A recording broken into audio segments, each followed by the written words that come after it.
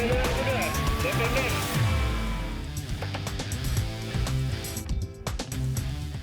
kembali bersama Serga, pemirsa. Seorang karyawan SPBU tiba-tiba diserang orang tak dikenal saat sedang melayani pengunjung. Aksi pelaku terekam CCTV.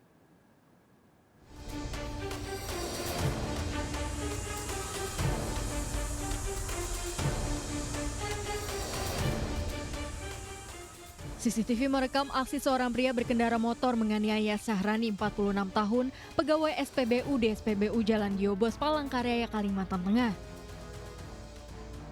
Pelaku datang membawa senjata tajam, memarkirkan motornya dan menganiaya korban. Rekan korban tak berani menolong karena pelaku sempat mengancam dengan senjata tajamnya. Penganiayaan terjadi saat korban tengah melayani pengunjung. Pelaku itu kan datangnya dari belakang tuh lah, belakang. Bapak tadi bertugas? Iya, melayani konsumen, ya langsung aja dipukul. Iya. Berapa kali Bapak? Sekali jadi belakang. Sampai ditendang? Iya, ditendang kan jatuh. Nah itu kita nggak bisa apa lagi. Gitu aja. Nggak kenal. Nggak kenal. Tiba-tiba langsung menyerang? Iya, langsung. Usai viral di media sosial, polisi menangkap pelaku Ramli 29 tahun saat berada di sekitar Pasar Besar Palangkaraya. Pelaku diketahui kerap beraksi secara acak. Ternyata si pelaku ini sudah diamankan di Polsek Pandut dengan kasus yang sama. Dia memukul dengan orang yang dikenal dan yang tidak dikenal.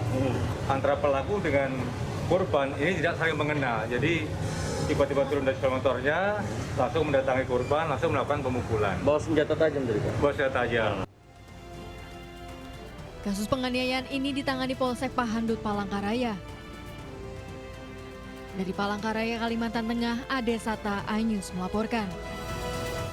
Pemirsa, seorang bocah perempuan berusia 6 tahun dianiaya pamannya saat dititipkan orang tuanya yang bekerja di luar kota. Korban ditemukan tetangganya dalam kondisi terluka di wajah.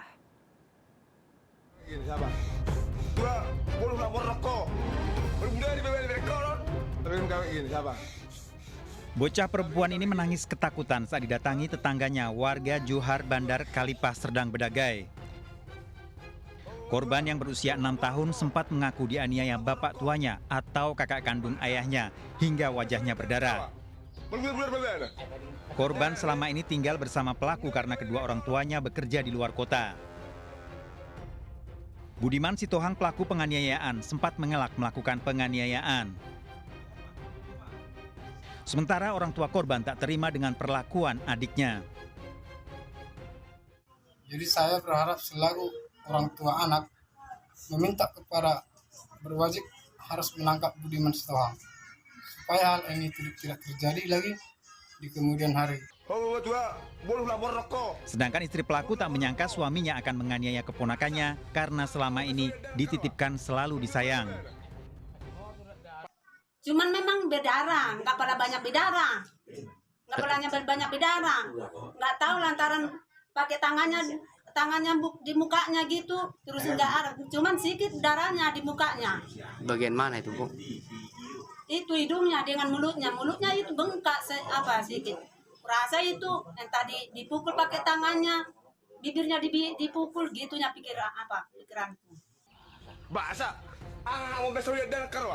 Pelaku hingga kini diburu keluarganya karena kabur setelah ditegur tetangganya. Orang tua korban berencana melaporkan pelaku Budiman Sitohang. Dari Tebing Tinggi, Sumatera Utara, Abdullah Sani Hasibuan, iNews melaporkan. Mayat pria ditemukan di selokan di Denpasar, Bali. Didapati sejumlah luka di tubuh korban.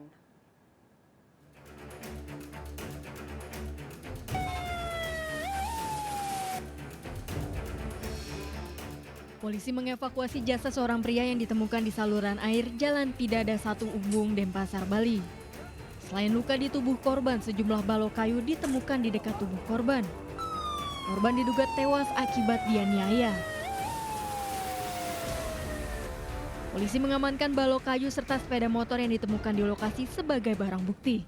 Keluarga tadi. Cuma ada mayat gitu. Bapak sebagai klien di sini dikenali nggak? Nggak tahu orang. Nggak tahu ya. Kondisinya gimana sih Pak yang dilaporkan tadi ditemukan? Ditemukan mayat gitu aja. Ya? Saya sempat lihat dari belakang aja Jasad korban dievakuasi ke RSUP Sanglah Denpasar untuk diotopsi. Polisi masih menyelidiki kasus ini. Dari Denpasar, Indira Ari, iNews melaporkan. Pemirsa, seorang bocah hanyut di Sungai Sasak, Lebak, Banten. Korban terpeleset dan terseret arus saat membersihkan diri di sungai usai bermain bola.